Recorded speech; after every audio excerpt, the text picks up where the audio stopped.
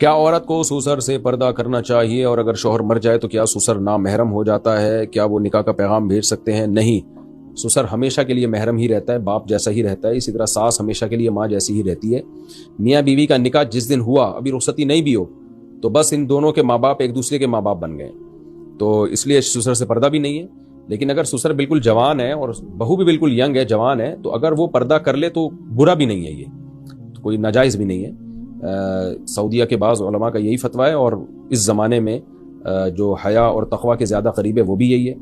تو لیکن بہرحال شریعت میں فرض نہیں ہے، فتنے کے خوف کی وجہ سے یعنی کوئی کرے تو اچھی بات ہے، بہرحال فرض نہیں ہے۔ لیکن اس سے ہوتا یہ ہے کہ بعض بہویں بالکل ہی گھر میں خدمت نہیں کرنا چاہتی، تو وہ بھی سسر سے پردہ کر کے بیٹھ جاتی ہیں، تو یہ بھی غلط ہے کہ آپ پردے کو اپنی سستی کا ذریعہ بناؤ، یعنی سستی ہو اصل میں اس پہ لیول پردے کا لگا دو۔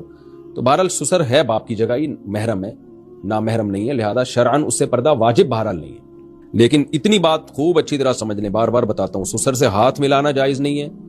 آج کل کسی نے بتایا کہ یوٹیوب پہ ٹک ٹاکر ایسی ویڈیو لا رہے ہیں، شادی ہو گئی تو سسر صاحب بہو سے مل رہے ہیں اور بہو کے کندھے پہ ہاتھ رکھ کے بیٹھے ہوئے، یہ غلط ہے، بے غیرتی ہے، بے شرمی کی بات ہے۔